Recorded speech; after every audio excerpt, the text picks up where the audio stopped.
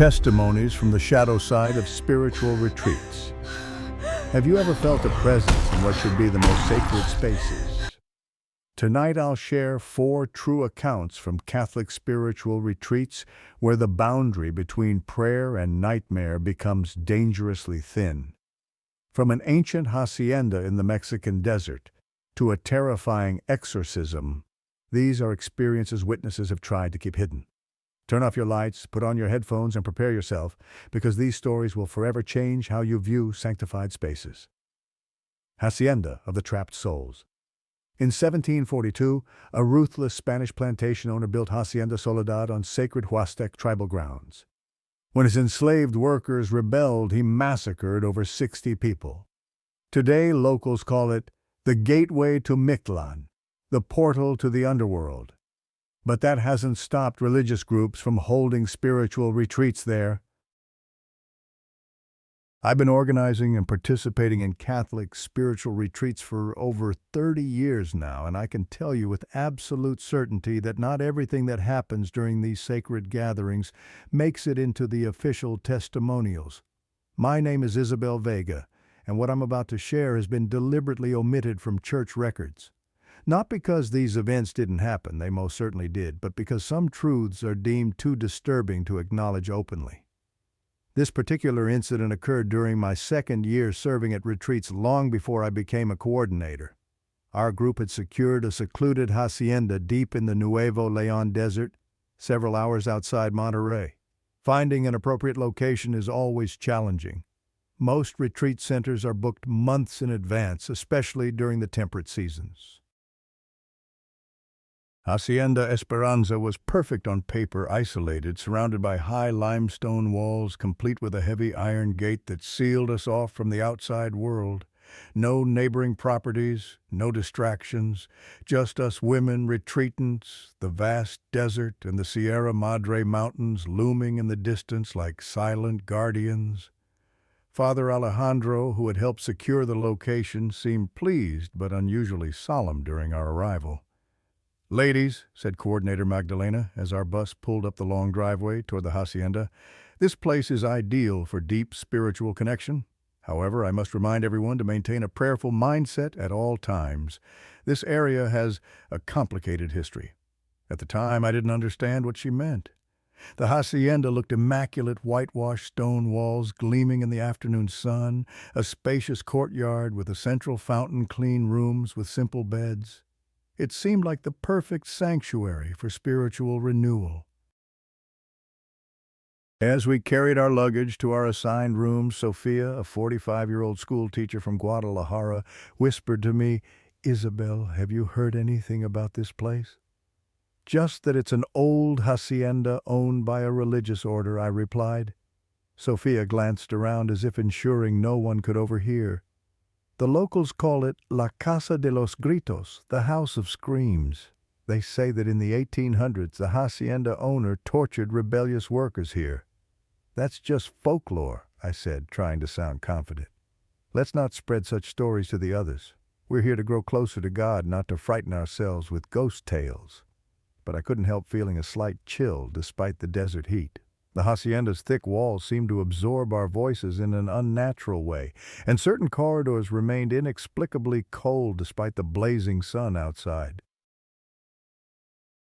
That evening, as we gathered for dinner in the courtyard under the stars, I noticed Father Alejandro and Magdalena having an intense, whispered conversation. They kept glancing at the surrounding walls with concerned expressions. Our first day passed without incident. We prayed, shared our life stories, cried together, and began our spiritual journey. The 32 women participating came from all walks of life, mothers, professionals, students, widows, each seeking healing and renewal. The isolation of the hacienda created the perfect environment for introspection and vulnerability. On the second night, Magdalena arranged an outdoor prayer session in the courtyard. Darkness had fallen, but the moon provided enough illumination to see each other's faces.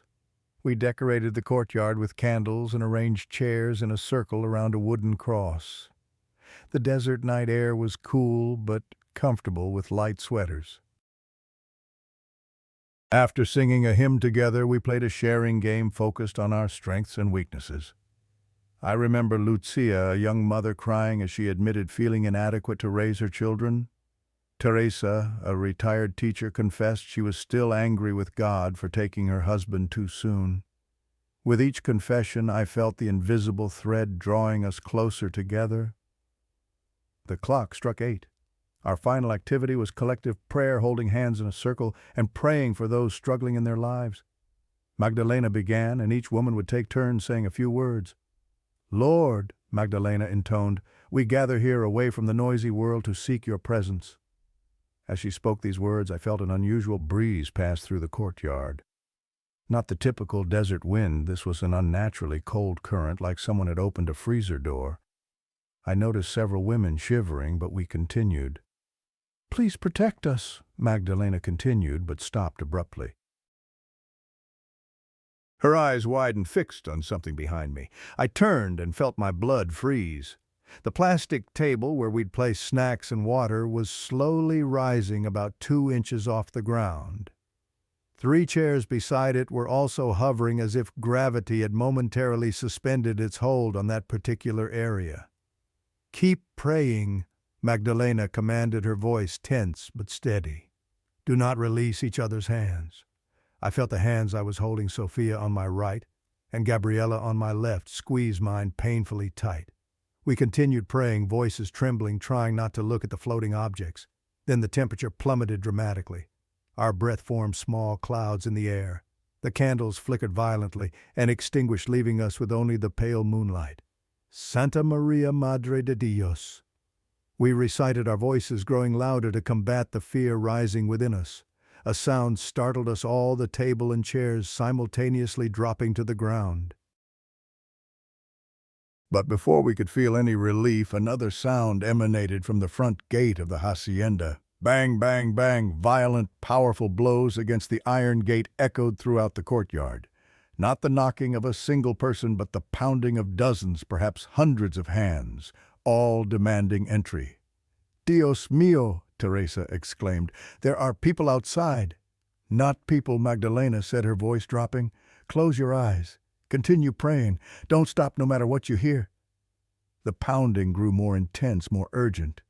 I could feel the vibration through the soles of my feet, as if the iron gate was bending under some invisible force. Some women began crying, but no one broke formation. We gripped each other's hands tighter and prayed louder. "They cannot enter unless we allow it," Magdalena said.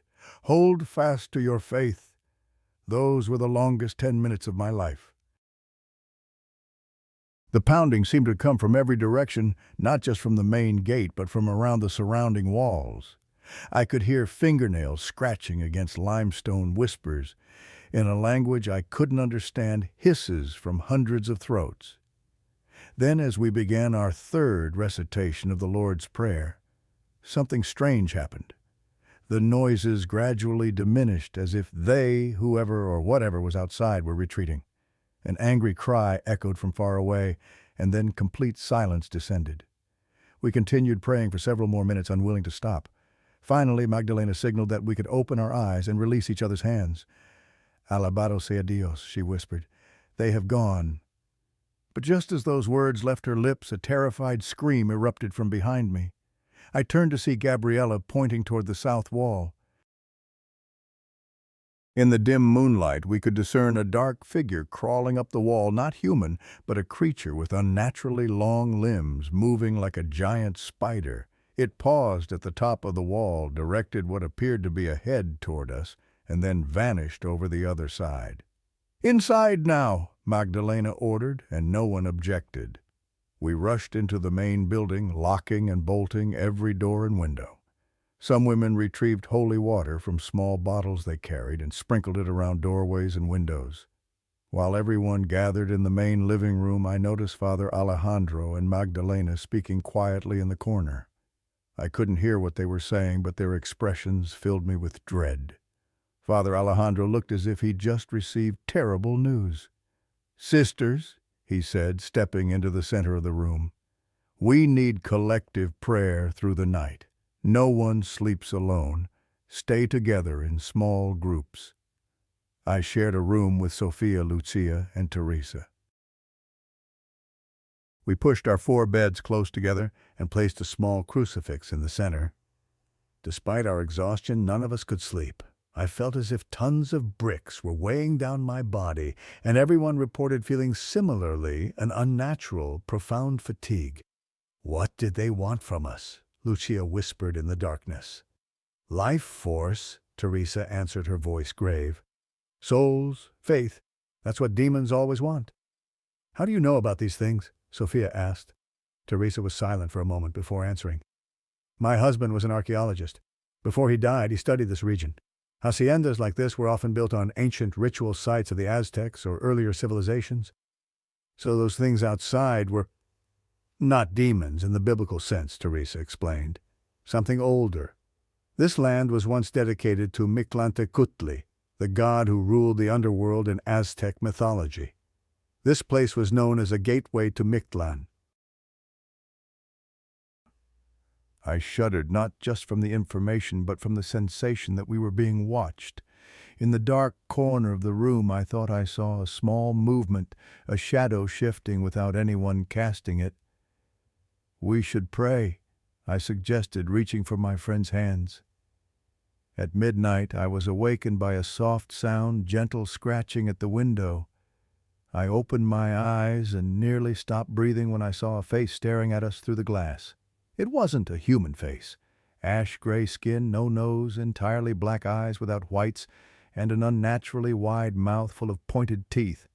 It stared directly at me, head tilted to one side with a terrifying curiosity. I tried to scream but couldn't. My voice was trapped in my throat. The creature placed a claw-like hand on the window and dragged downward, creating a screeching sound that made me shudder. It smiled, a grin too wide for a face, and then vanished. I lay there paralyzed with fear until sunrise. The next morning, no one mentioned what had happened in the courtyard. We continued with the scheduled program, but I could see the fear in everyone's eyes. Magdalena looked pale and exhausted, as if she hadn't slept all night. During breakfast, I found an opportunity to speak with her privately. What was that last night? I asked. Everyone deserves to know. Magdalena looked around to ensure no one could hear. Isabel, have you ever wondered why we found this place at such a reasonable price? Why no one else wants to use it? Because it's so remote, I guessed. No, she shook her head. Not just that. Father Alejandro knew about this place from an exorcism in Monterey 2 years ago. The possessed person spoke about a hacienda in the desert where they wait gathering. The father investigated and discovered this place.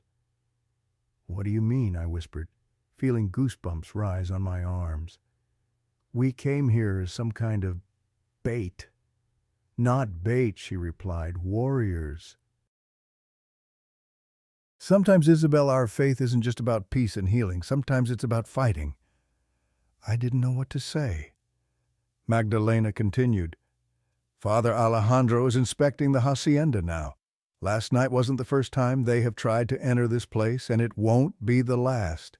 This hacienda has witnessed many atrocities, crimes these walls still remember. For the remaining days of the retreat, we encountered no more supernatural phenomena.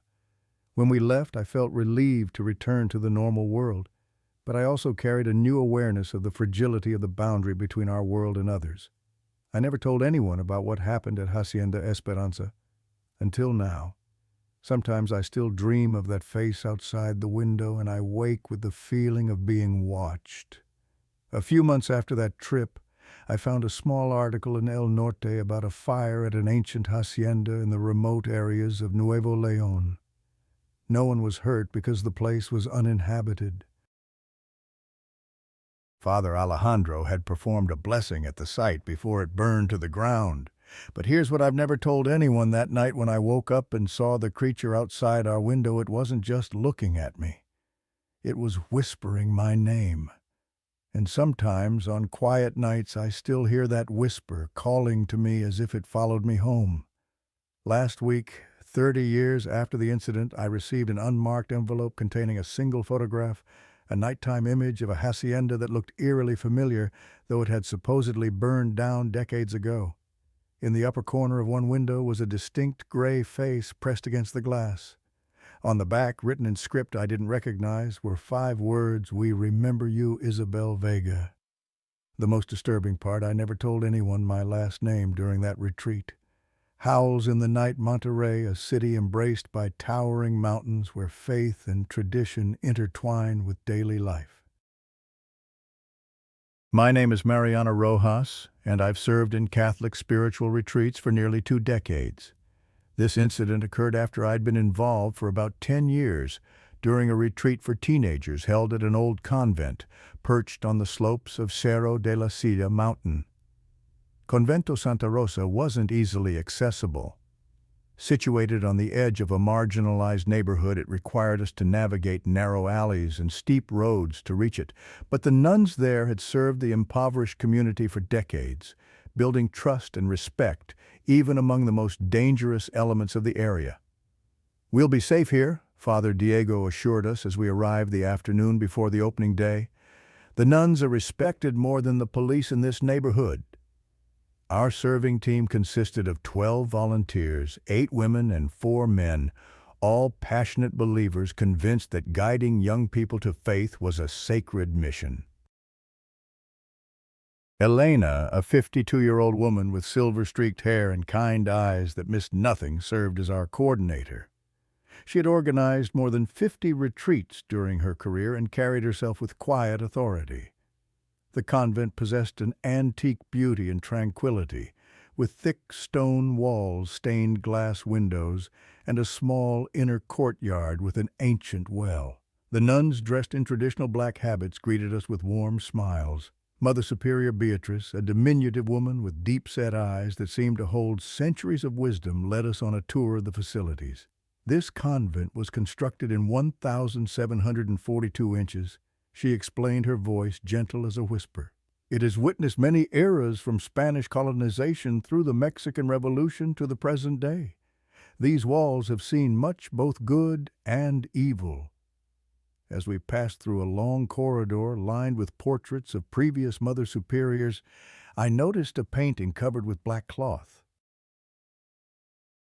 "Who is that?" I asked, pointing to the covered portrait. Mother Beatrice paused, her expression tightening almost imperceptibly. "That is Mother Superior Rosa, the founder of this convent. We cover her portrait during the autumn months according to ancient tradition." I wanted to inquire further, but a look from Elena silenced me. We continued the tour, though I couldn't help but notice how the nuns exchanged glances whenever we passed a certain area of the convent, an old wooden door leading to a basement we weren't permitted to enter. The day passed as we prepared for the retreat, arranging sleeping quarters, decorating common areas, and preparing materials. The atmosphere was cheerful and enthusiastic as we played pop music while working, joking, and laughing together. None of us could have imagined that the night would forever change how we viewed the world. It was nearly 11 p.m. when we began decorating the convent's courtyard. We'd left this task for last to avoid the daytime heat of Mexico. The courtyard was surrounded by a stone colonnade with ancient pillars forming a perfect area for outdoor activities and moments of collective prayer. "Hang the string lights around the columns," Elena directed, "and arrange the chairs in a semicircle facing the small altar." We worked in good spirits, someone singing along to the portable radio playing the latest Latin pop hits.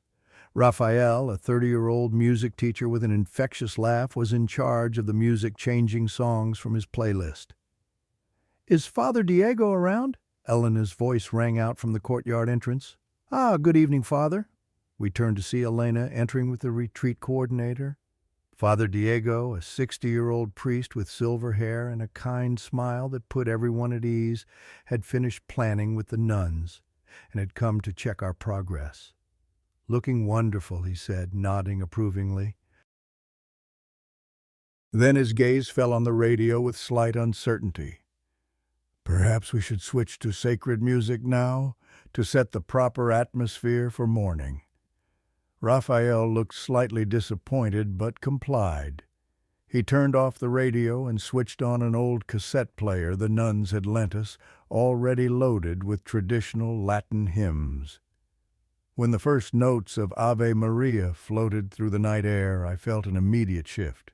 Not just the transition from pop to sacred music, but something deeper, as if the very atmosphere had changed. A cold wind swept through the courtyard, making the newly lit candles flicker. Christina, a 23-year-old medical student with delicate features, was the first to mention it. "Does anyone else feel cold?" she asked, pulling her jacket tighter around herself. We nodded suddenly, feeling uncomfortable. Earlier we had been chatting and laughing, but now we worked in silence, each focused on their task. I found myself repeatedly glancing toward the convent gate, feeling as if someone was standing there watching us. "Do you hear that?" Raphael suddenly stopped, head tilted to one side. We all listened. At first I heard nothing beyond the soft hymns, but then there was something. Footsteps, many footsteps approaching the convent gate. Not normal footsteps, but rapid movement, as if a crowd were hurrying toward us. Elena and Father Diego exchanged glances. "Continue with the work," Father Diego said, his voice calm but tense. "Perhaps it's just local residents passing by." But we all knew it wasn't local residents. The convent stood at the end of a dead-end road. There was no reason to pass by at nearly midnight. When the footsteps stopped at the gate, another sound began howling. Not just one, but many dogs, wolves, or some animal I couldn't identify. The howling echoed through the convent walls, freezing us all in place. "Are there Mexican wolves on Cerro de la Silla?" I whispered to Christina. "Very rare," she replied, eyes wide with fear. "And they don't move in packs." The howling grew louder, more ferocious, as if the animals were trying to breach the gate. I could hear scratching against wood, panting and growling that no dog could produce.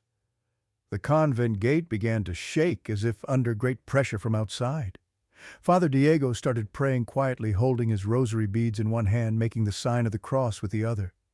Elena stood beside him, lips moving in silent prayer. We clustered together, no one daring to move toward the gate. "Turn up the volume on the hymns," Elena ordered, her voice shaky but determined. Raphael twisted the volume knob on the cassette player, and the sacred singing rose louder, competing with the ferocious howling.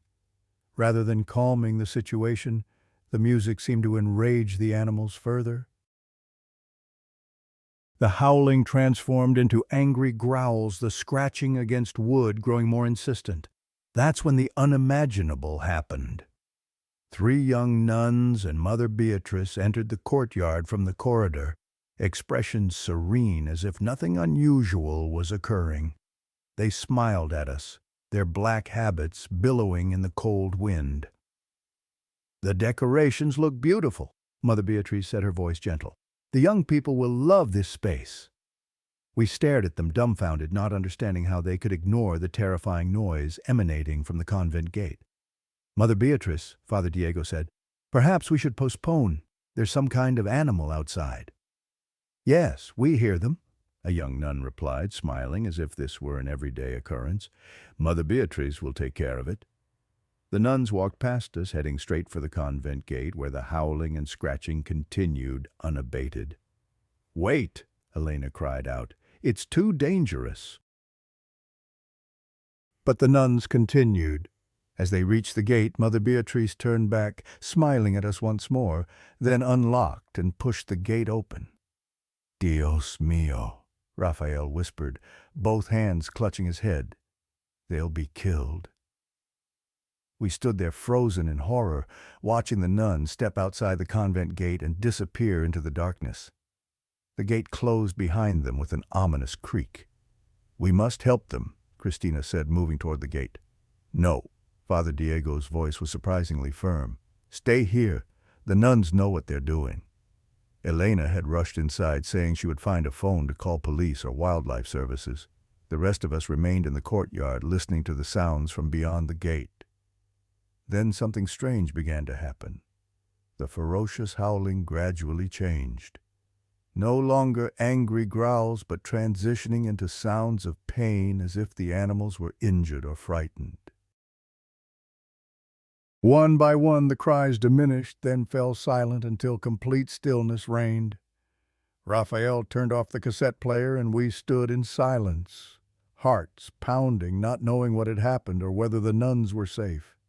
"Will they come back?" Javier, a 25-year-old engineering student, asked, his voice cracking with fear. "Of course," Father Diego answered, but I saw uncertainty in his eyes. 10 minutes passed in frightening silence. 20 minutes. Christina began weeping softly, and Raphael placed a hand on her shoulder to comfort her. I felt a chill run down my spine as I imagined what might have happened to the nuns. Elena returned, reporting that no working phones could be found in the convent. "They're all dead," she said. "Even my cell phone has no signal." Just then the convent gate began to open. We held our breath, not knowing what or who would enter. It was the nuns, still in their black habits, still with those serene smiles on their lips. No blood, no signs of conflict. 2 young nuns were even laughing and chatting quietly with each other as if they had just returned from a pleasant stroll. They entered the courtyard, and Mother Beatrice closed the gate behind her, locking it carefully. "Sisters," Elena approached them, "we were so worried. What happened out there? Were they wolves or stray dogs?" Mother Beatrice looked at Elena with an expression of gentle, almost pitying kindness. "No need for concern, my daughter. The matter has been resolved." "But those sounds," Christina said, still trembling. One of the young nuns regarded Christina with curiosity. "You heard them as animals." The question made the air in the courtyard suddenly feel colder. We looked at each other, sensing that something deeply wrong was unfolding. "They weren't animals?" Javier asked, his voice strained. Mother Beatrice placed a hand on his shoulder. "Don't worry, my son. Restless souls often trouble this convent in autumn nights, but we know how to quiet them." "Souls," Raphael stammered. "Yes," another nun said softly. "Cerro de la Silla is the resting place of many. Not all find peace."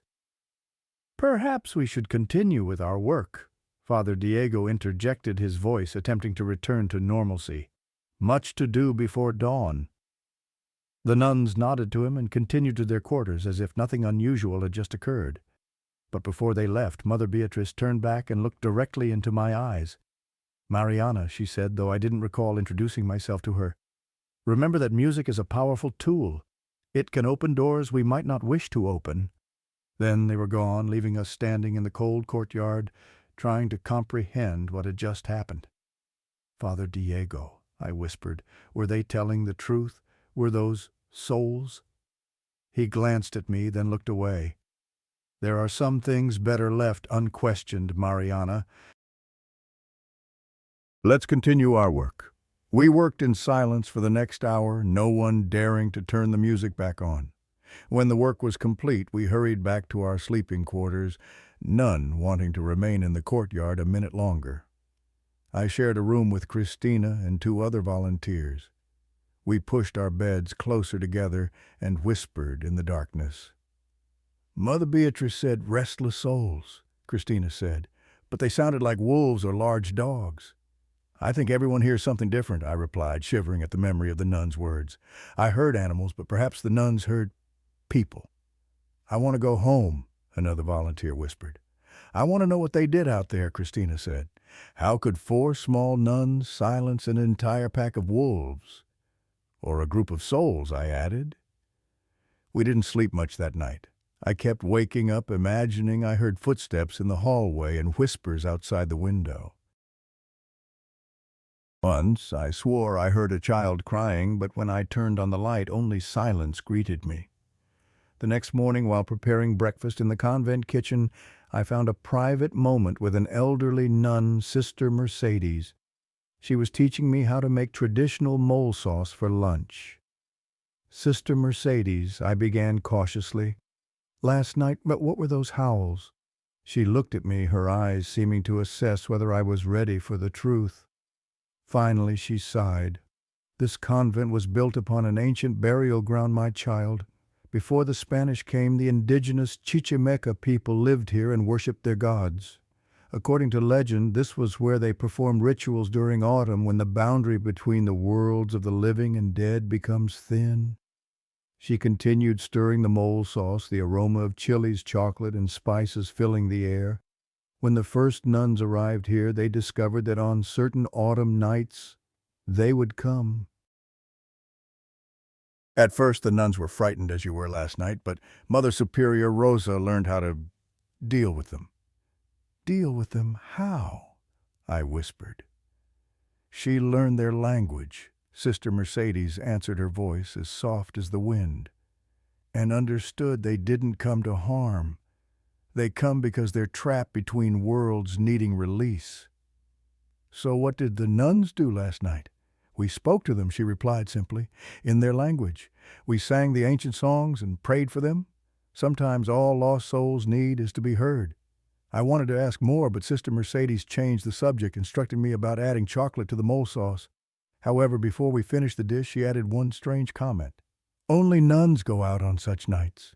When sacred music sounds in darkness, it opens a door that only we know how to close. Remember that Mariana. For the remainder of the retreat, no supernatural phenomena occurred. The teenagers arrived that morning and the program proceeded smoothly, but I couldn't help noticing that the nuns always ensured we concluded all outdoor activities before sunset, and sacred music was played only in the chapel. On the final day, as we prepared to leave, Mother Beatrice gave each of us a small medallion bearing the image of Saint Rosa. "Wear it when you need protection," she said, "especially in autumn when night grows longer than day." On the bus ride back to Monterey, Elena sat beside me. After a period of silence, she turned to me. "Mariana," she said quietly, "what happened at the convent?" "Yes. Keep it to yourself. Not everyone is ready to understand such things." I nodded, but still had one burning question. "Elena, why did you choose that convent? You knew about these things, didn't you?" She looked out the window for a long while before answering. "There are places like Convento Santa Rosa all across Mexico, Mariana. Places that sit between this world and others. We choose such places because sometimes the souls needing help aren't just those who have passed." When we returned to Monterey, life continued as normal. I participated in many more retreats, but never forgot that night at Convento Santa Rosa. A year later, I accidentally encountered Christina at a church event. After catching up, I asked if she still kept the St. Rosa medallion. "Of course," she replied, pulling it out from beneath her collar. "I never take it off, especially in autumn." "Neither do I said, touching my own medallion. "Have you ever heard howling since then?" Christina looked around to ensure no one was listening, then whispered, "Sometimes on autumn nights I think I hear them outside my window, but when I touch this medallion they always go silent." As we parted ways, Christina gripped my hand tightly. "One more thing, Mariana," she said, her voice trembling. Last month I researched Convento Santa Rosa. I found an old article about a fire there in 1898. It burned completely and was rebuilt. The article included a photograph of the nuns who perished in the fire. "And," I asked, feeling goosebumps rise all over my body, "the Mother Superior then looked identical to Mother Beatrice. And the 3 other nuns, they were the ones who went out the gate that night." I've never returned to Convento Santa Rosa, but sometimes on cold autumn nights when the wind blows through Monterey, I swear I hear distant howling from the direction of Cerro de la Silla mountain. And I always reach for my medallion, clutching it tightly until the sounds fade away. Last week I received a handwritten letter with no return address. Inside was a single photograph showing 4 nuns standing before a convent gate. The image was yellowed clearly from another century. Written on the back in faded ink, "The Guardians of the Gateway, 1898. The faces were unmistakable, Mother Beatrice, and the 3 young nuns we met that night. Below this caption in fresher ink were the words, "The door opens again this autumn. We need new guardians, Mariana." The letter arrived exactly 20 years to the day after our retreat at Convento Santa Rosa. The black shroud of Asmodeus. In 1972, the Vatican documented 27 high-level exorcism cases worldwide. One occurred in Mexico but was never officially published. According to leaked documents, the demon involved wasn't a typical Christian devil, but an ancient entity called the Destroyer of Love. Within each person lies an invisible battle. Those were the first words Father Ignacio spoke as he opened the marriage retreat at Divine Mercy Spiritual Center on the outskirts of Monterrey. I, Teresa Mendoza, have served in spiritual retreats for over 20 years, and this was my fourth time working with Father Ignacio, a 65-year-old priest, known for his profound ability to connect with participants. This retreat hosted 25 married couples, ranging from newlyweds to those celebrating silver anniversaries. They came for various reasons, some to strengthen their bond, others struggling with crises, and a few desperately trying to save marriages on the brink of collapse. All shared one commonality: they believed faith could help them find answers. The Divine Mercy Center was a spacious complex with its own private chapel, an important detail we always seek when choosing locations. The small chapel featured simple but dignified decorations with wooden pews, stained glass windows, and a marble altar at the front. A large crucifix hung on the wall behind the altar, Christ's gentle eyes seeming to look into each person's soul. The retreat began Thursday afternoon and would continue through Sunday. We had a serving team of 15 people, 8 women and 7 men, all experienced volunteers. Most of the early retreat proceeded smoothly, sharing sessions, prayers, and relationship-building activities. By the third day, Saturday, the atmosphere deepened.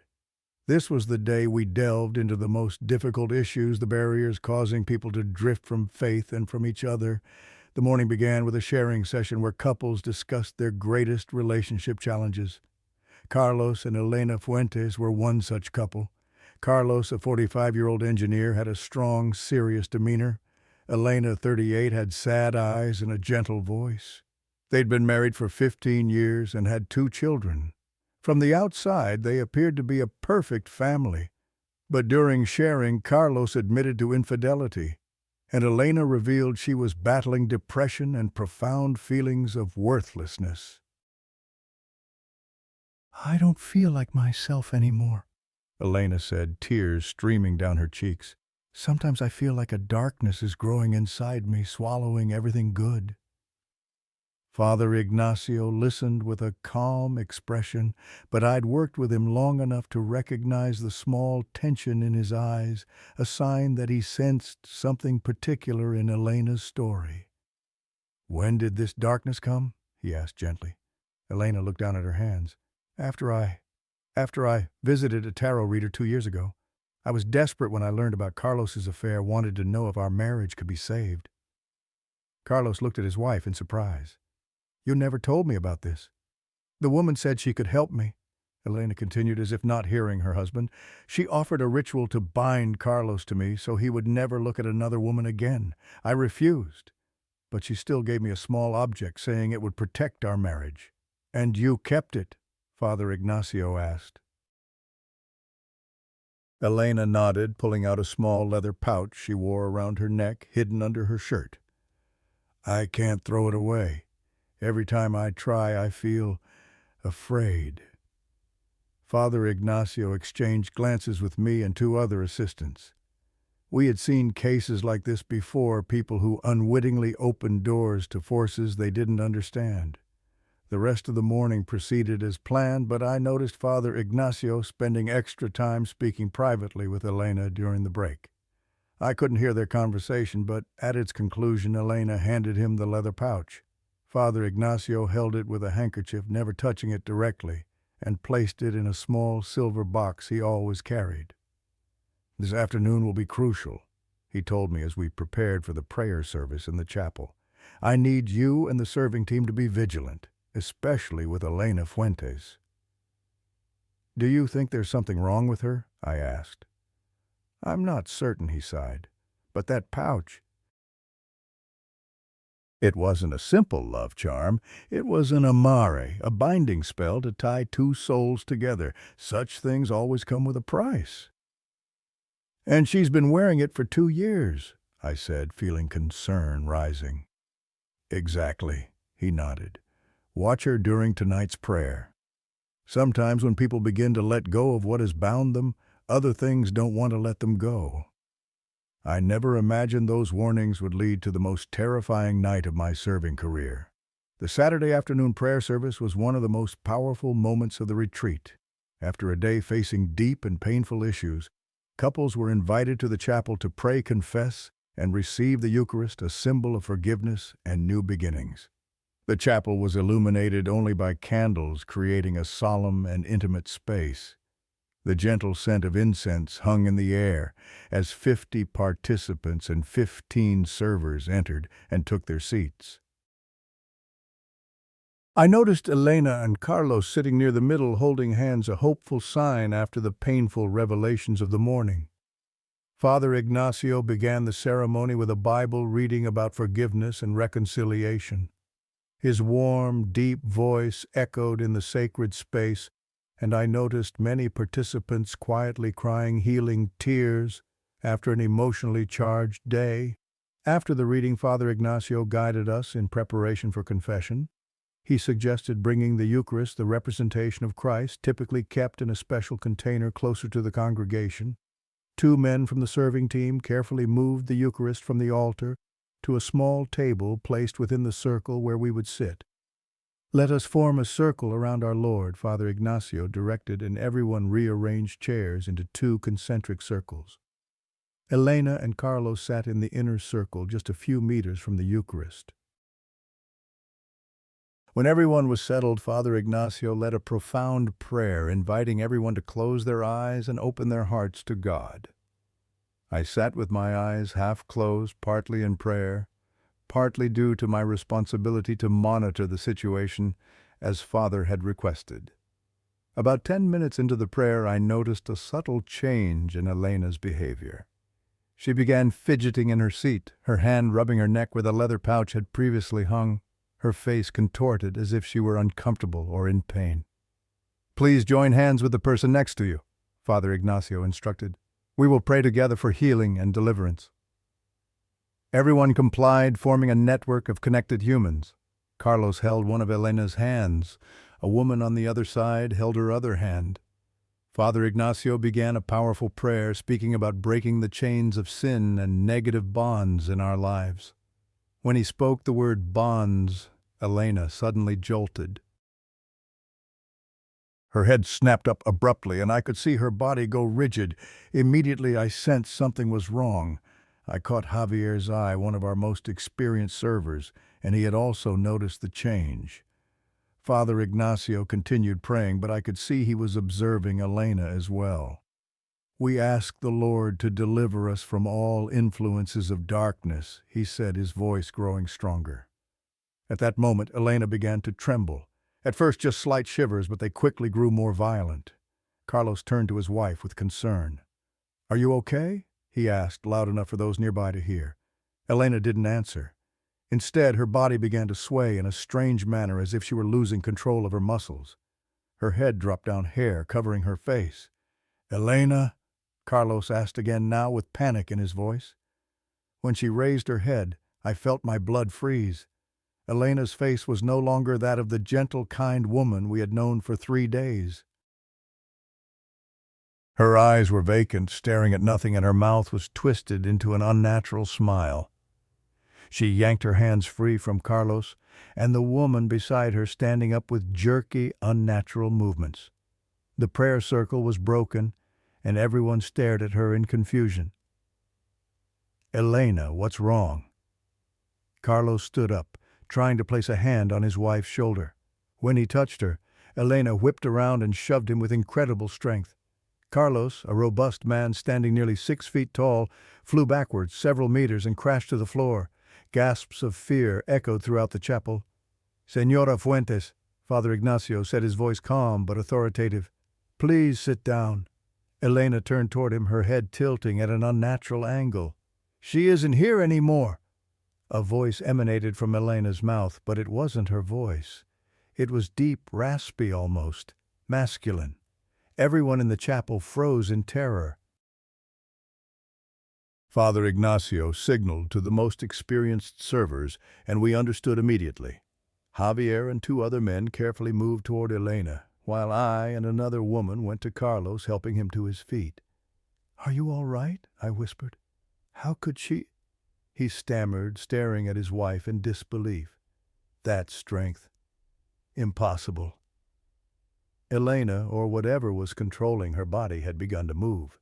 She staggered forward, her body swaying unnaturally like a drunk person, but with clear purpose. She was advancing toward the Eucharist, placed on the table in the center of the circle. "Stop her!" Father Ignacio commanded, and Javier with the other men rushed forward. They attempted to restrain Elena, but she seemed to possess the strength of multiple people. She pushed one man aside, as if he were merely a child, and elbowed another in the stomach with enough force to double him over in pain. "Get the Eucharist!" Father Ignacio shouted, and two female servers hurried to the table trying to move the Eucharist before Elena reached it. But they were too late. Elena reached the table faster than anticipated, with Javier and four other men clinging to her, trying to pull her back. With an inhuman growl, she swept her hand across the table, knocking over the Eucharist, the chalice, and the consecrated hosts. Chaos erupted in the chapel. Participants screamed and backed away, some running for the door. Carlos stood frozen in shock, staring at the wife he no longer recognized. And then Elena began to speak, but not in Spanish or any language I'd ever heard. It was guttural sounds, as if her throat was producing sounds humans shouldn't be able to make. Some words sounded like Latin, but distorted, as if spoken backward. "Father," I called to Father Ignacio, who was quickly donning his vestments. "Get everyone else out," he ordered. "Keep only the most experienced servers."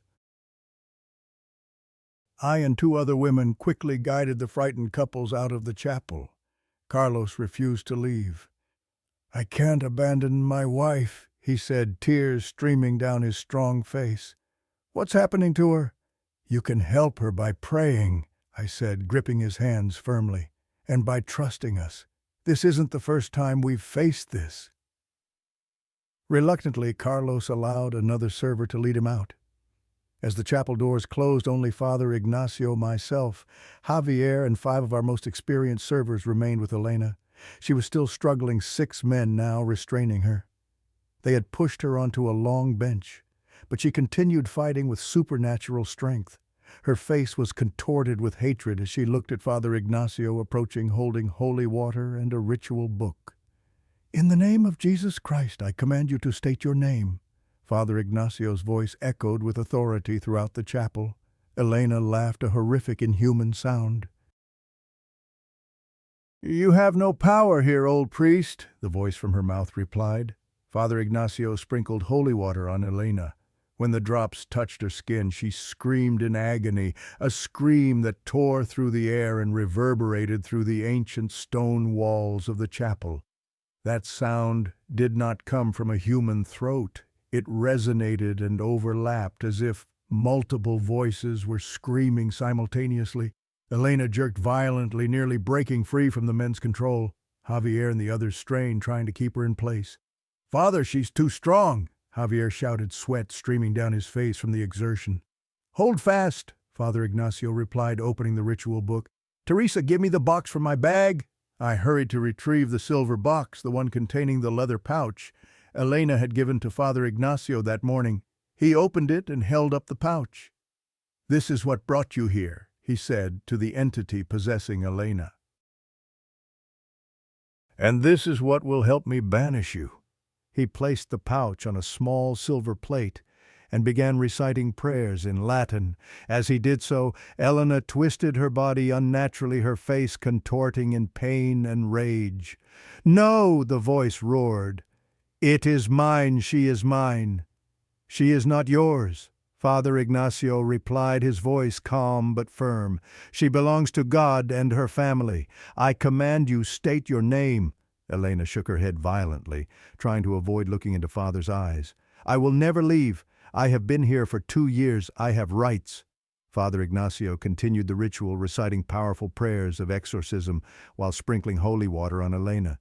Each time the water touched her skin, she screamed and thrashed. Her skin began to redden where the holy water made contact as if it were acid. I stood nearby, holding additional holy water and a crucifix ready to hand them to Father when needed. Javier and the other men continued restraining Elena, though I could see they were exhausting themselves with the effort. "Look at me, Elena," Father Ignacio said, trying to reach the woman inside the possessed body. "I know you're still in there. Fight. This is not you. Think of Carlos, of your children. They are waiting for you to return." At the mention of her husband's name, there was a moment when Elena seemed to stop struggling. Her eyes flickered rapidly, and for an instant I saw awareness return. "Carlos?" she whispered, the voice her own, weak and frightened. "Yes, Elena," Father Ignacio said, his voice gentler. "Carlos is waiting for you. Fight this thing. It has no claim on you." But that moment quickly passed. Elena's face twisted again, and the other voice returned. "She invited me in. She accepted my gift." "A gift with a price is no gift," Father Ignacio replied, his voice hardening again. "Now I command you speak your name. Asmodeus." The voice finally roared, and as it did, the windows in the chapel shuddered as if hit by a strong wind. "I am the destroyer of love, the breaker of sacred bonds." Father Ignacio nodded as if confirming something he'd already suspected.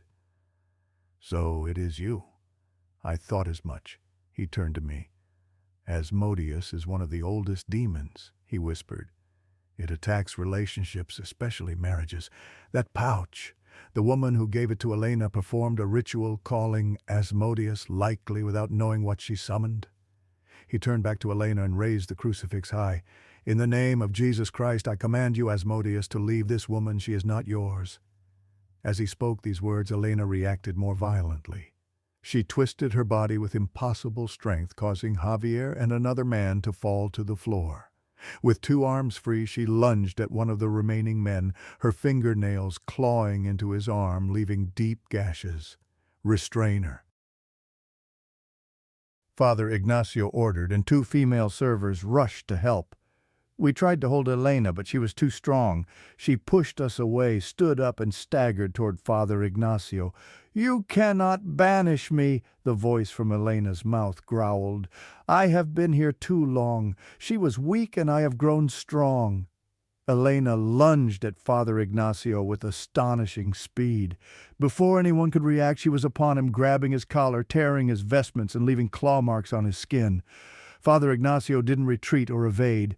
Instead, he placed his hand on Elena's forehead and began praying louder. "In the name of the Father, the Son, and the Holy Spirit, I command you to depart." Elena roared in fury and shoved Father Ignacio, causing him to stagger backward. But he didn't stop praying. He continued reciting the exorcism prayers, his voice strong and unwavering. She lunged at him again, this time attempting to bite him. Her teeth sank into his arm as he raised it to protect himself, and I could see blood soaking through the fabric. "Father!" I cried out, rushing forward. "Stay back, Teresa," he ordered. "Keep praying." Javier and the other men grabbed Elena again, pulling her away from Father Ignacio. She thrashed in their grip, but they were better prepared this time, holding her more securely. Father Ignacio, despite his injury, continued the ritual. He took holy oil from his pocket and began anointing Elena's forehead, reciting prayers in Latin. "No!" the voice from Elena screamed as the holy oil touched her skin. "Stop! I cast you out, Asmodeus, in the name of Jesus Christ." Father Ignacio declared, his voice echoing through the chapel. "Return to where you came from and never trouble this woman or her family again." He raised the crucifix high, pressing it against Elena's forehead. When it touched her skin, there was a sound like sizzling meat, and the smell of burning flesh filled the air. Elena screamed, a terrifying scream that exceeded the capabilities of human vocal cords. Her body tensed, her back arching at an unnatural angle. Her eyes rolled back, showing only whites, and then with a final scream that tore through the air, she suddenly collapsed, her body completely limp. Javier and the others gently lowered her onto the bench. The atmosphere in the chapel suddenly felt lighter, as if an invisible pressure had been released. We all felt it, a sense of relief and tranquility washing over us. Father Ignacio knelt beside Elena, checking her pulse. "She's alive," he announced. "Take her to the infirmary." Javier and another server gently lifted Elena, carrying her out. As they passed me, I looked at her face, peaceful and serene. No trace of the terrifying entity that had possessed her just minutes before. "Teresa," Father Ignacio called to me. "Help me with this." I turned back to see him standing beside the silver plate with the leather pouch. He took a small vial of holy oil and poured it over the pouch. As soon as the oil touched the leather, it burst into flames. Not ordinary fire, but an eerie greenish flame that burned quick and hot. In moments, the pouch was completely incinerated, leaving only a small amount of ash on the silver plate. "It is done," Father Ignacio said, his voice tired but relieved. "The bond has been broken." "Do you think it's really gone?" I asked, still shaking from what I'd witnessed. "Yes," he nodded, "but Elena will need time to recover. 2 years under the influence of such an entity, it leaves deep marks." I helped Father Ignacio clean up the chapel and tend to his wounds. The bite on his arm was deep and bleeding, but he refused to go to the hospital. "These wounds will heal," he said. "I have endured worse in battles like this." "Asmodeus," I whispered. "I've never heard of it." "An ancient demon," he explained, "mentioned in old Jewish texts, believed to be the destroyer of marriages and love. The strange thing is its appearance here in Mexico. It's usually invoked in Eastern witchcraft rituals." "The woman who gave the pouch to Elena," I began. "Probably didn't know what she was doing," he finished. "Or worse, knew exactly what she was doing. Either way, the price was too high." Elena didn't wake until the following morning. Carlos had been by her bedside all night, holding her hand and praying. When she finally opened her eyes, the first thing she saw was her husband's face. "Carlos," she whispered, her voice hoarse. "What happened? I feel lighter." "You were ill," he answered, tears running down his cheeks. "But you're better now. Father Ignacio helped you." I stood in the corner of the room with Father Ignacio, observing the emotional reunion. Father had asked me to be present when Elena woke to help explain what had happened if necessary. "Father Ignacio," Elena said when she noticed us, "I remember. Not everything, but something was inside me. It had been there for a long time." Father Ignacio approached the bed and gently placed his hand on her head. "It's gone now, my daughter. You have been delivered." "What was it?" Carlos asked, his voice trembling. "An ancient entity," Father Ignacio answered, "brought in through the leather pouch your wife received from that woman. It specializes in attacking relationships, particularly marriages." "Is that why I felt out of control for these past 2 years?" Elena asked. "The anger, the depression, the feeling that I wasn't myself." "Partly," he nodded. "The entity exploited existing negative emotions, the pain of learning about the infidelity, feelings of betrayal, and amplified them. It made you doubt your self-worth, weakened your will until it could take full control." "And last night," Carlos began. "Last night it completely controlled her," I explained. "Perhaps because Elena had given up the pouch, breaking part of the bond. It knew it was losing her, so it tried to hold on at any cost." Elena looked at me, tears streaming down her cheeks. "Did I hurt anyone?" I glanced at Father Ignacio, who had bandaged the bite wound on his arm under his sleeve. "Nothing serious," I lied kindly. "What matters is that you're free now." "I feel like I've just awakened from a long nightmare," Elena whispered, "as if I've been living in a fog for the past 2 years, and now finally I can see clearly." Carlos squeezed his wife's hand. "We'll start again," he promised. "I made a terrible mistake, and I'll spend the rest of my life making it up to you. But we'll do that together without that thing between us anymore." Father Ignacio spent the rest of the morning with Elena and Carlos, counseling them and helping them understand what had occurred. I sat with them occasionally, adding details or reassurance. In the afternoon, as the retreat concluded and people prepared to leave, Father Ignacio called all the servers who had participated in the exorcism to a private meeting. "What you witnessed last night is not common in our retreats," he began, "but it happens more frequently than we'd like to acknowledge. The spiritual world is real, and just as there are forces of light, there are also forces of darkness." He looked at each of us, his expression serious. "Remember, the most dangerous thing is not dramatic manifestations like last night. The most dangerous things are the subtle, quiet influences, the ones that slowly draw people away from faith, family, and love." "How do we protect ourselves and others?" Javier asked, still showing scratches on his arm from the previous night. "With faith, prayer, and knowledge," Father answered, "but most importantly by living in the light. Darkness cannot exist where there is light." When the meeting concluded, Father Ignacio called me aside. "Teresa, you've been with me through many retreats. This is the first time you've witnessed something like this." "Yes, Father," I replied. "And it won't be the last," he said, his voice dropping. "I've been seeing the signs, more cases like Elena's. It seems the boundary between our world and others is growing thinner." "Why do you think that is?" I asked, feeling alarmed at his warning. "Many reasons," he sighed. "People increasingly seek solutions to their problems in the wrong places. They go to healers, fortune tellers, and rituals they don't understand. They open doors that should remain closed." He placed a hand on my shoulder. "Be vigilant, Teresa, and always be ready to fight for the light." I met Elena and Carlos one last time before they left. They looked like a new couple, hand in hand, exchanging loving glances. "Thank you," Elena said, embracing me. "You helped save me." "Father Ignacio did most of it," I replied. "But you were there," she said. "You didn't run away." As they drove off, I felt joy that they had been freed.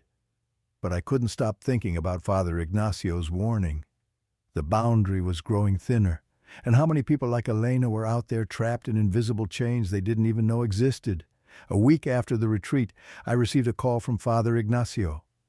"Teresa," he said, his voice grave, "I just heard news from Carlos. The woman who gave the pouch to Elena, they found her last night." "What happened?" I asked, feeling anxious.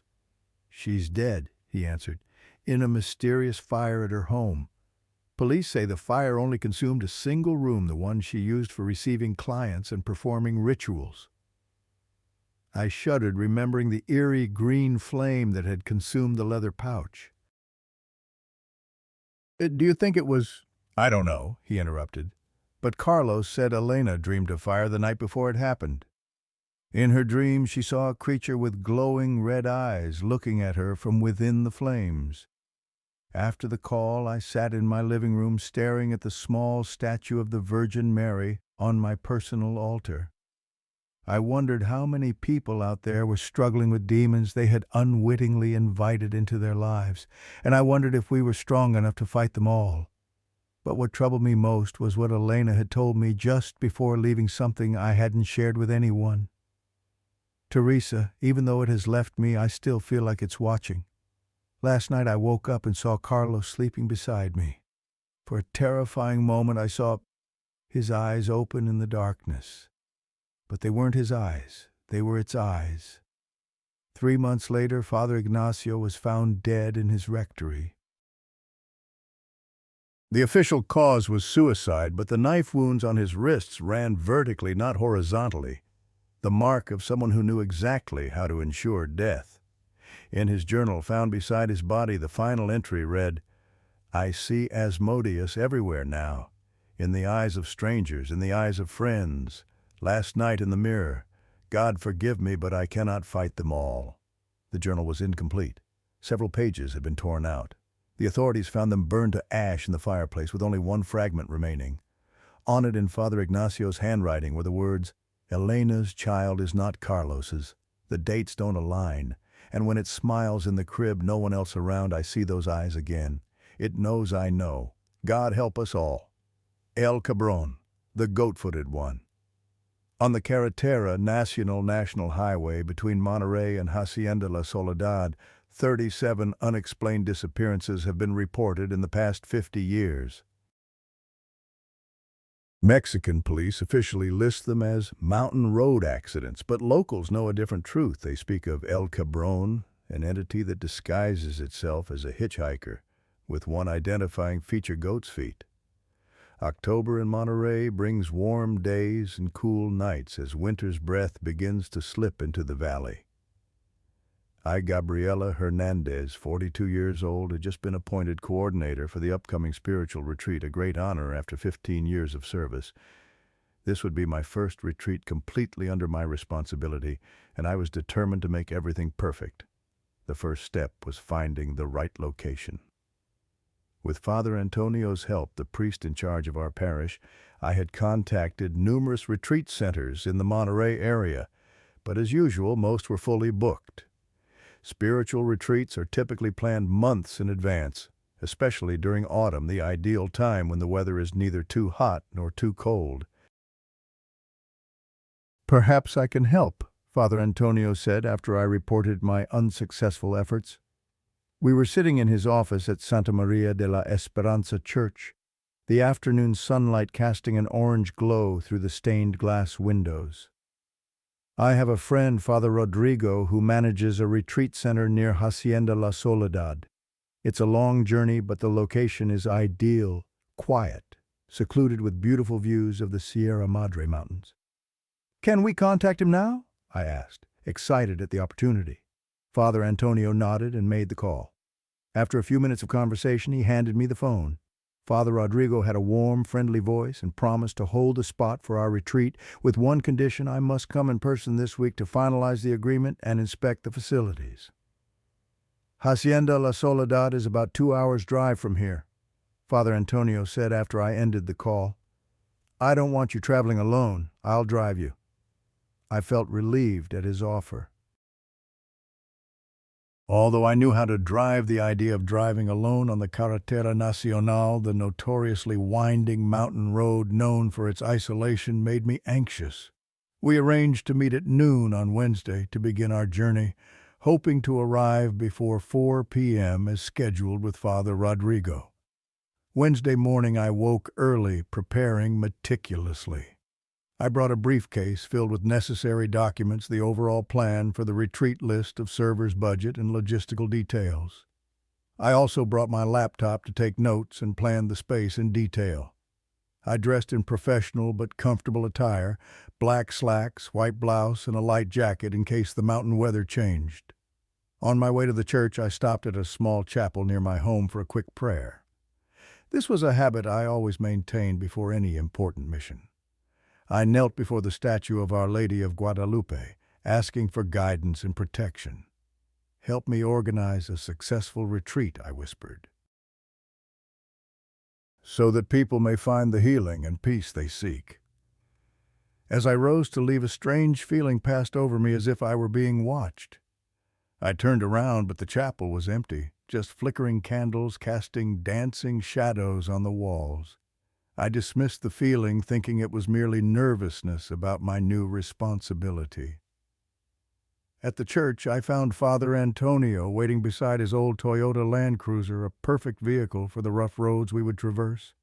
He wore his everyday attire, dark pants and a light blue shirt with a clerical collar, a simple silver crucifix hanging around his neck. "Ready for the adventure?" he smiled as I approached. "Yes, Father," I replied, placing my briefcase and backpack on the back seat. We departed at 1 p.m., slightly later than intended, because Father Antonio had to perform a last-minute anointing for a seriously ill parishioner. However, we still had ample time to arrive as promised. As we left the city, the landscape gradually changed from buildings and industrial zones to green hills and eventually the magnificent mountains of Sierra Madre Oriental. We discussed plans for the retreat, sharing ideas about activities and themes. Father Antonio, with over 30 years of experience, was an invaluable resource of advice. "The most important thing," he said, "is creating a safe space for people to open their hearts. The physical location matters, but a spiritual space matters more." I nodded, writing down his advice in my notebook. As we continued our journey, the highway became increasingly deserted, with long stretches without encountering another vehicle. The landscape grew more rugged, steep limestone cliffs on one side and deep gorges on the other with verdant valleys far below. After about an hour of driving, we stopped at a small gas station to fill the tank and buy water. While Father Antonio paid for the gas, I went into the convenience store to purchase water and snacks. The store was nearly empty, just the cashier reading an old magazine and a middle-aged man in a cowboy hat selecting snacks. As I paid for the water bottles and several candy bars, I noticed the cashier looking out through the glass door toward our vehicle. "Where are you headed?" he asked, his tone friendly, but with a hint of curiosity. "Hacienda La Soledad," I answered. His smile dimmed slightly. "The retreat center there bit early in the year, isn't it?" "Early?" I asked, not understanding his meaning. "Oh, nothing," he said, handing back my change. "Just that most groups go there in springtime. Not many people want to be out there in October." Before I could inquire further, the door opened and Father Antonio entered. The cashier nodded respectfully upon seeing the priest's collar, and the conversation ended. When we returned to the car, I recounted the strange dialogue to Father Antonio.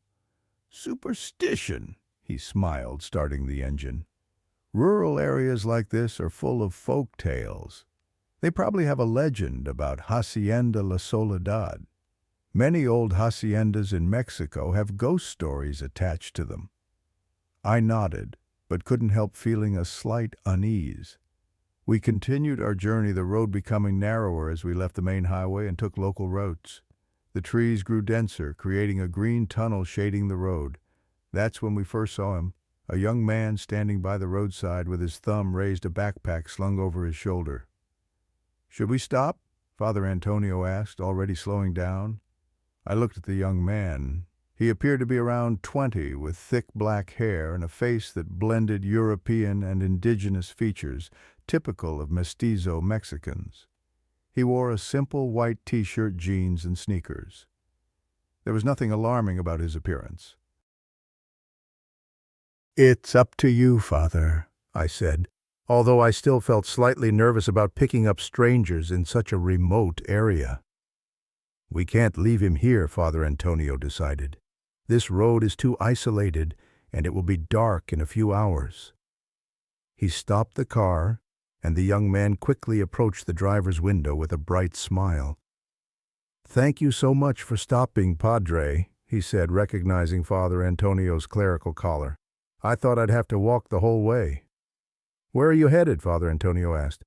"San Jose de la Montana," he replied. "That's my little village about 40 minutes' drive from here." "Why are you out here alone?" I asked, still somewhat suspicious. "I'm a student at Monterey University," he explained. "Going home to visit family this weekend. But I lost my wallet at the bus station, probably pickpocketed. I've been hitchhiking to get this far, but now I'm stuck." His story sounded plausible, and his honest expression dispelled most of my doubts. "Climb in," Father Antonio said, gesturing to the back seat. "We can take you close to your village. We're going to Hacienda La Soledad."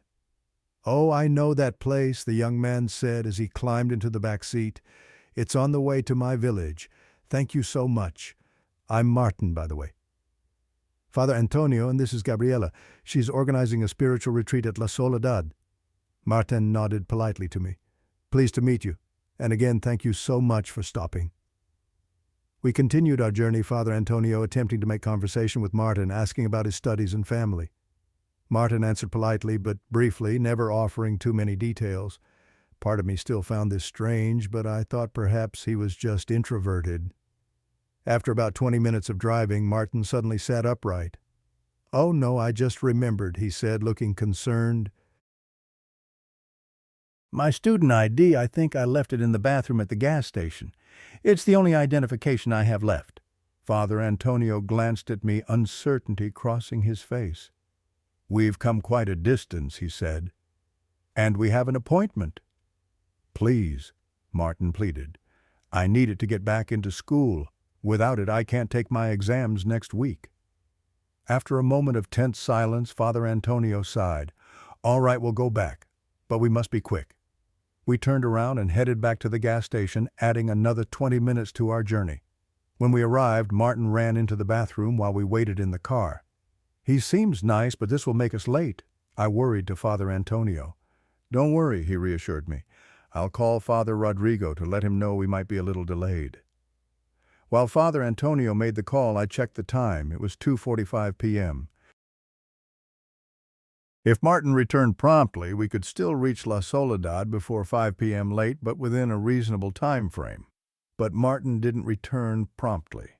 5 minutes passed, then 10. Father Antonio finished his call with Father Rodrigo, who had agreed to wait for us until 5:30.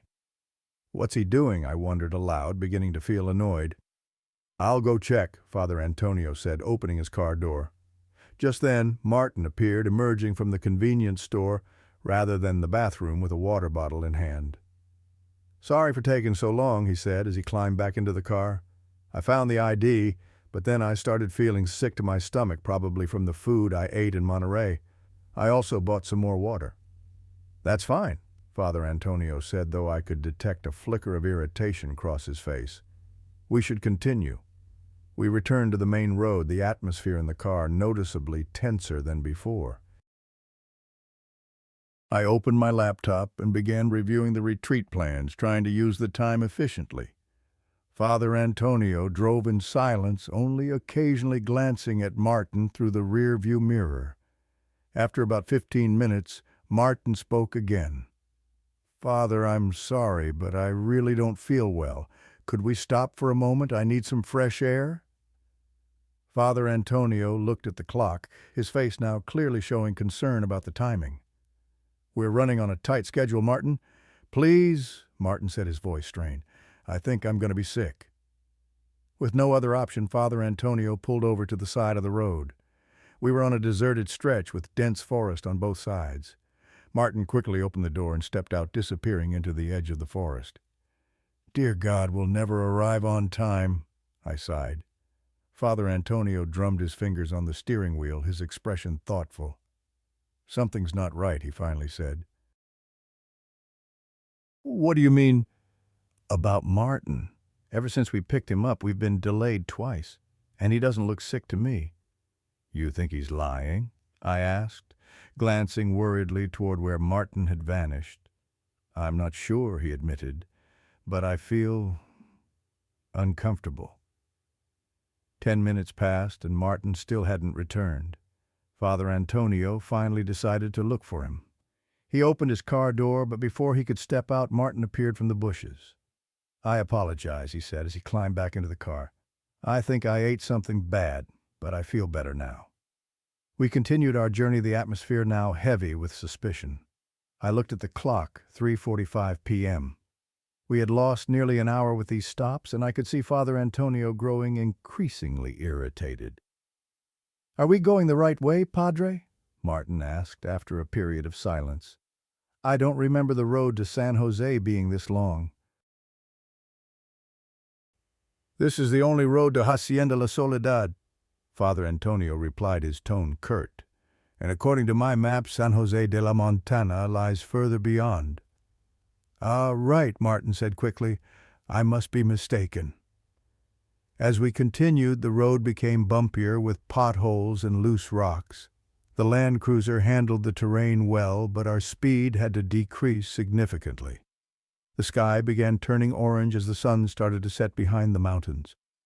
"We should stop for gas at the next station," Father Antonio said, "to make sure we have enough for the return journey." 20 minutes later, we arrived at a small, almost abandoned gas station, just 2 old pumps and a run-down building. An elderly man sat on a plastic chair outside smoking. When we stopped, Martin said, "I'll go in and buy some more water. My old bottle is empty." He left the car and went into the small building.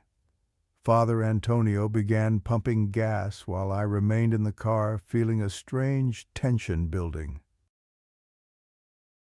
"A strange fellow," the elderly man said to Father Antonio, nodding toward Martin, who had disappeared inside. "A friend we're giving a ride to," Father Antonio replied. "He says he's from San Jose de la Montana." The elderly man raised his eyebrows. San Jose, no one like him lives there. I know every family in that village." Father Antonio and I exchanged worried glances. Our suspicions about Martin suddenly became much more concrete. "Who is he?" Father Antonio asked quietly, approaching my window. "I don't know," I admitted, "but I don't think we should give him a ride anymore." Father Antonio nodded. "I'll pay for the gas. When I come back, we'll leave immediately with him or without him." He went into the building, and I sat there, my heart beating faster. Through the window, I could see inside the store. Father Antonio was standing at the counter, but Martin was nowhere to be seen. That was impossible. The store was small enough that I could see the entire interior from my position. A minute later, Father Antonio returned to the car, his expression tense. "He's not in there," he said. "The man says he never entered the store." "But we saw him go in," I said, feeling a chill run down my spine. "I know." Father Antonio started the car. "We need to leave, now." He drove away from the gas station at a faster speed than necessary. As we returned to the main road, we were both silent, trying to comprehend what was happening. "What is he?"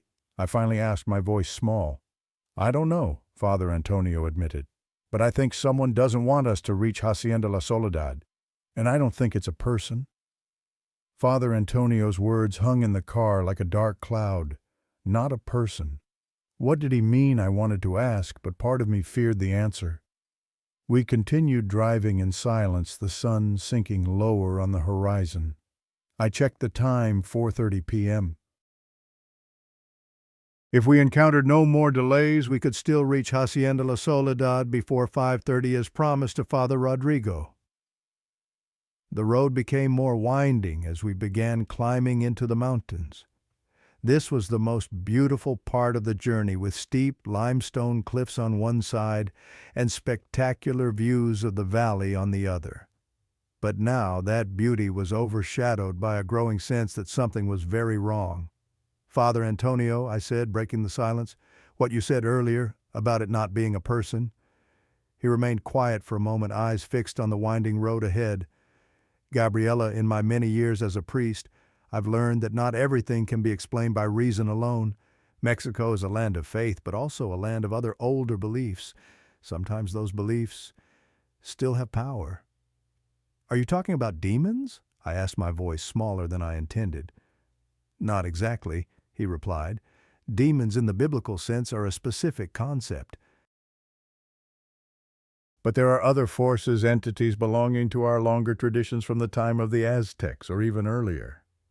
I felt goosebumps rise all over my body. Father Antonio's words reminded me of ghost stories my grandmother used to tell about trapped souls, about ancient entities wandering lonely roads, about El Cadejos and La Llorona, and countless other creatures said to lurk in rural Mexico. "What do you think Martin is?" I asked, trying to keep my voice steady. "I don't know what he is," Father Antonio interrupted, "but I know he's not a university student hitchhiking home, and I think we're fortunate he disappeared." Just then, as we rounded a curve, I screamed. Standing by the roadside ahead of us, thumb raised, was Martin. "Dios mío," Father Antonio whispered instinctively, slowing down. "Don't stop," I urged. Father Antonio nodded and pressed the accelerator, driving straight toward Martin.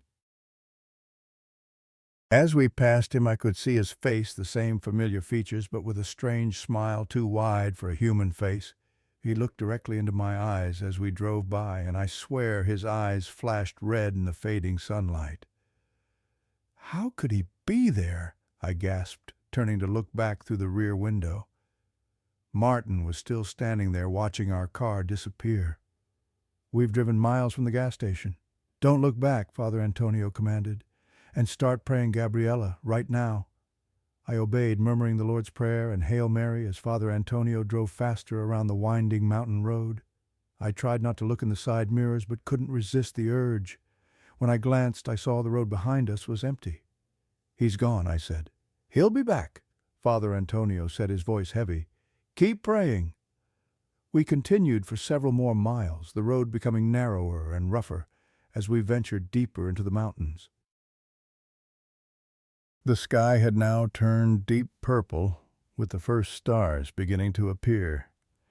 I had started to hope that perhaps we had escaped Martin, whatever he was, when I spotted him again.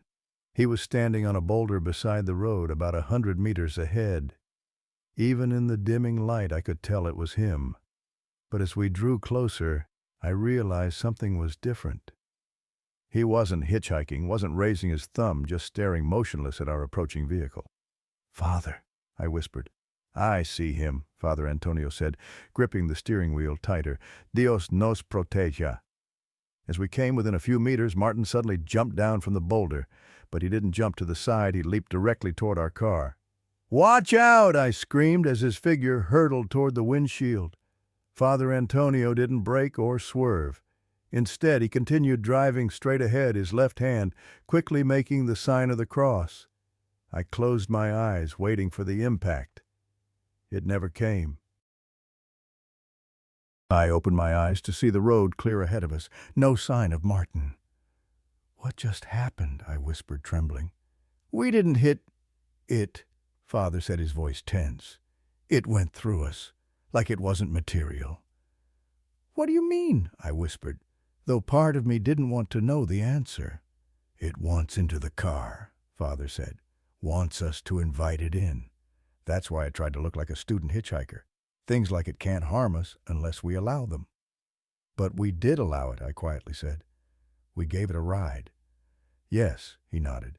"And that's why it can track us, harass us. But it couldn't cause real harm to us. Not until we believed its lies allowed it completely into our lives." I looked out the window, trying to peer through the darkness. "Why does it want us not to reach Hacienda La Soledad?" Father Antonio shook his head. "I'm not certain, but we'll soon find out. That's the junction." He pointed ahead where the road split into two branches. He turned onto the right road, a smaller dirt track leading uphill. "Just a few more minutes," he said. "Keep praying." I nodded and continued my prayers, eyes vigilantly scanning the darkness around us. Though I didn't see Martin again, I couldn't shake the feeling that we were still being watched, that something was waiting for one final chance to prevent us from reaching our destination. And then suddenly a large gate appeared in view, an ornate wrought-iron gate with tall bars and a sign reading Hacienda La Soledad. Two bright lamps flanked the gate, creating an oasis of light in the sea of darkness. "We made it," Father Antonio exhaled, slowing down as we approached the gate. At that moment, a horrifying roar erupted from the darkness behind us, a sound unlike any animal I'd ever heard, a mixture of a lion's roar and a human scream in excruciating pain. "Hurry!" I cried out as I saw the gate was only half open. Father Antonio accelerated, and the Land Cruiser shot through the narrow opening, metal scraping against the vehicle's side. As soon as we were inside, I turned to look through the rear window. Standing just outside the gate, partially illuminated by the lamps, was a creature that no longer resembled a human. It was much taller than Martin had been, with long, spindly limbs and a head like a goat's with curved horns. Its glowing red eyes stared directly at me, and as I watched it gave one final smile, too wide, too many teeth, before retreating into the darkness and vanishing. Father Antonio drove up the gravel driveway leading to the main building of the hacienda, a large colonial structure with white stone walls and red tile roof. Light spilled from the windows, creating a warm, safe feeling after our terrifying journey. We stopped before the main entrance and for a moment just sat there trying to process what had happened. Finally, Father Antonio broke the silence. "Are you all right, Gabriella?" I think so," I replied, hands still shaking. "What did we just see Father at the gate?" "Not what?" Father Antonio exhaled, looking exhausted. "Who?" "The locals call it El Cabron, the goat-footed one. In European mythology, it's similar to Pan or even the devil. But here in Mexico, it's something more ancient, one of the guardian spirits of the mountains and forests, or at least it used to be." "But why did it block our way?" I asked. "Why try to stop us from coming here?" "I'm not sure," he admitted. "But I have a feeling we'll soon find out. Leave the backpack. In the car. Don't touch it." I nodded, and we stepped out of the car. Just as we approached the main door, it opened, and an elderly man in priestly attire greeted us with a warm smile. "Father Antonio Señorita Hernandez, welcome to Hacienda La Soledad. I am Father Rodrigo. I was beginning to worry." "We apologize for being late," Father Antonio said as we shook hands. We encountered some obstacles on the journey. Father Rodrigo looked at us with understanding, his gaze lingering on a scratch on my hand, a small wound I didn't remember receiving. "I understand," he said, nodding seriously. "Please come inside. Dinner is ready, and I'm sure you're hungry after your long trip." We followed him into a spacious, great hall decorated in colonial Spanish-style terracotta tile floors, white walls, and dark, intricately carved wooden furniture. A large crucifix hung on the far wall, and the gentle scent of incense filled the air.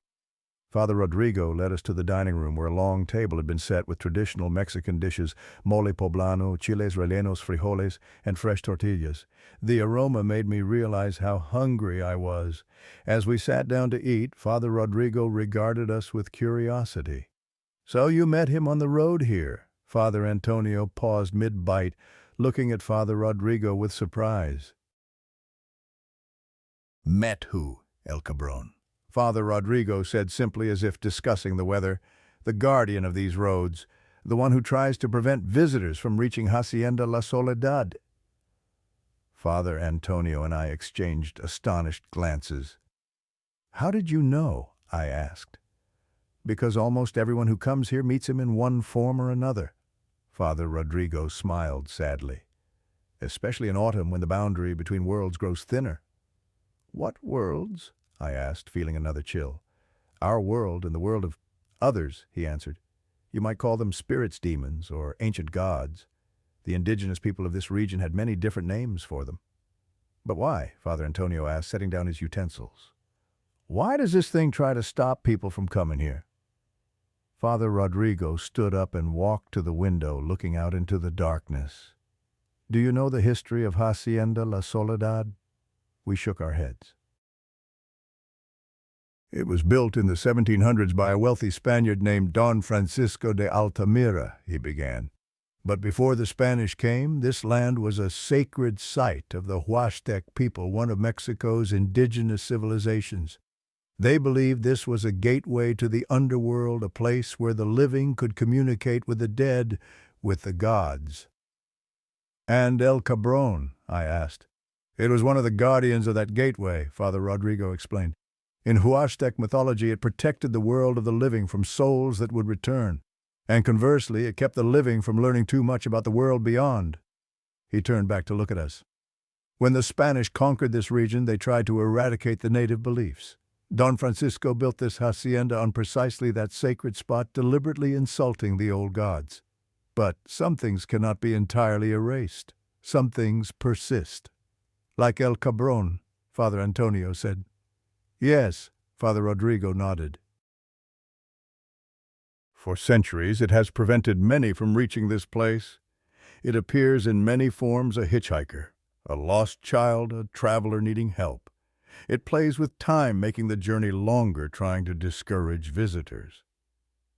"But we made it here," I said. "Yes, you did." Father Rodrigo smiled. "Not all do. Some turn their cars around. Some are tricked into taking wrong paths.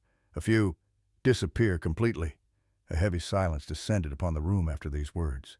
Finally, Father Antonio spoke. "Father Rodrigo, if this place is as dangerous as you suggest, why do you still operate it as a retreat center? Why risk bringing people here?"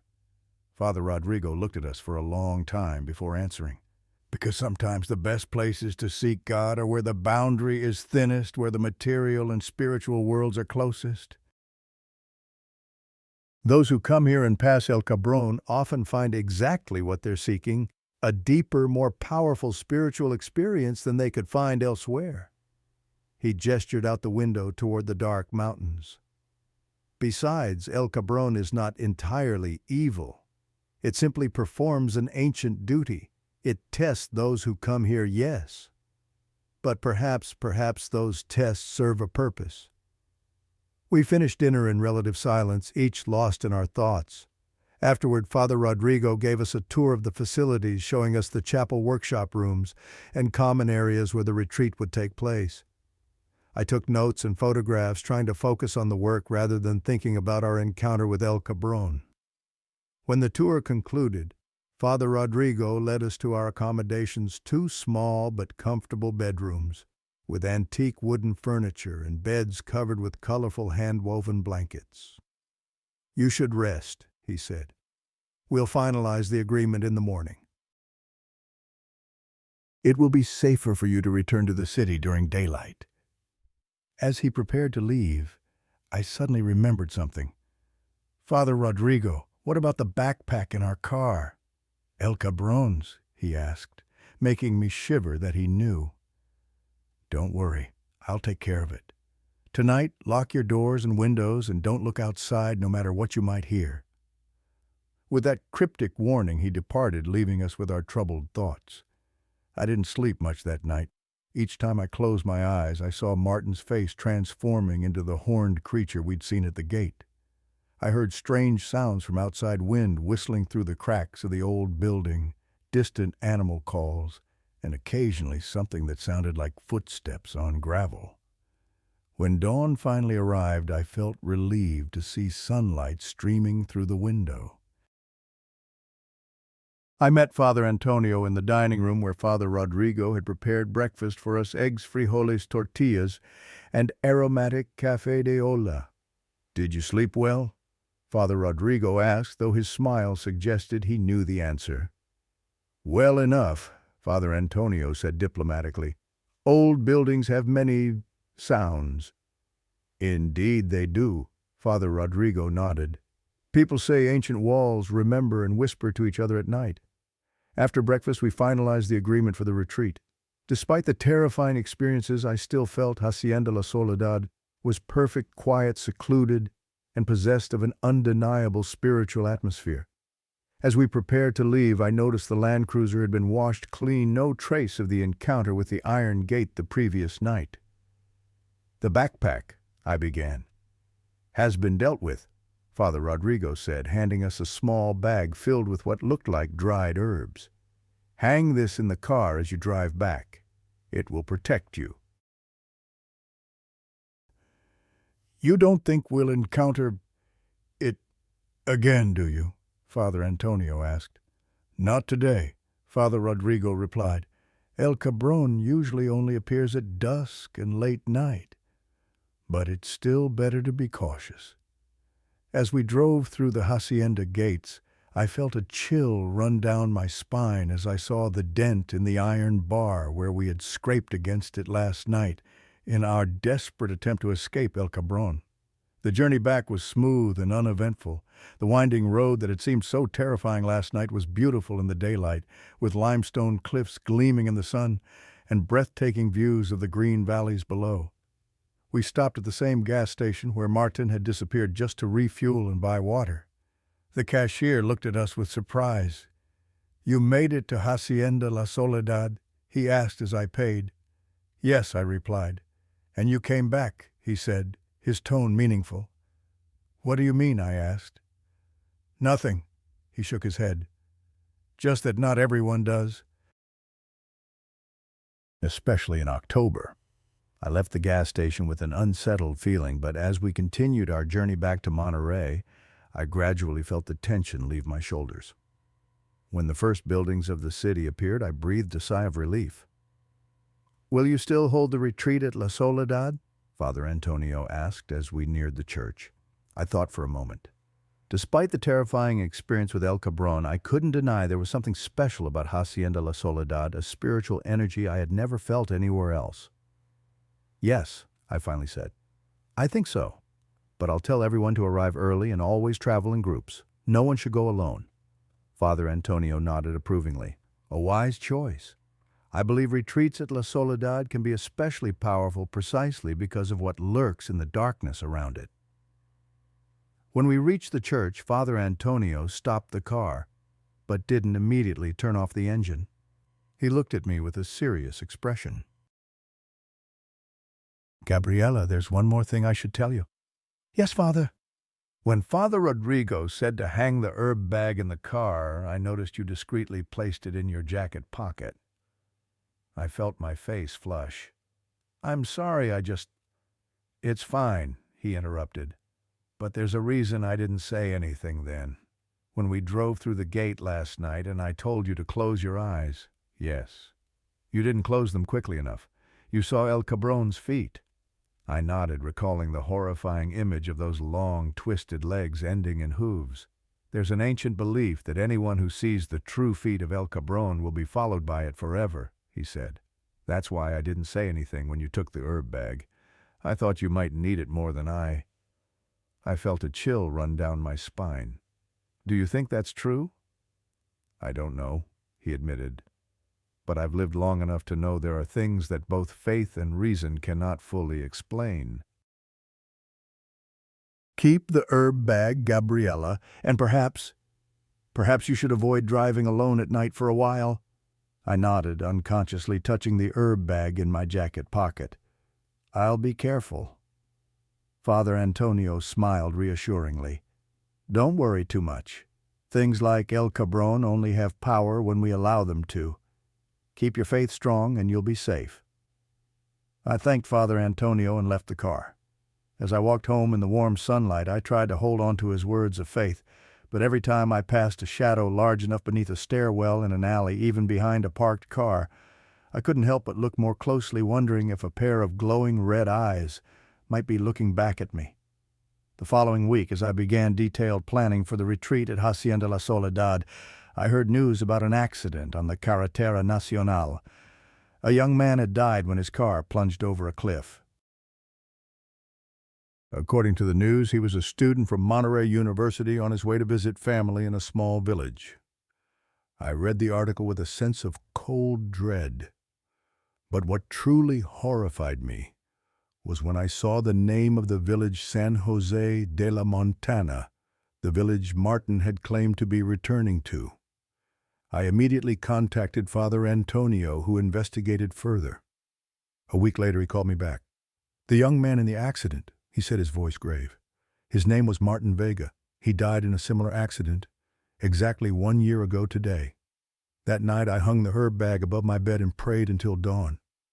But when I finally drifted into sleep, I dreamed of standing at the gates of Hacienda La Soledad. A young man approached me smiling, asking for a ride.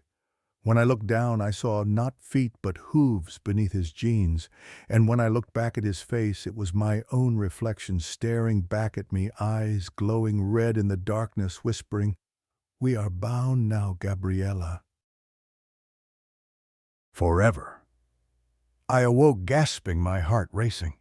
The small apartment seemed suddenly too large, too full of shadows, and though I'm sure it was just my imagination, I could have sworn I heard the sound of hooves clicking on the hallway floor outside my bedroom door.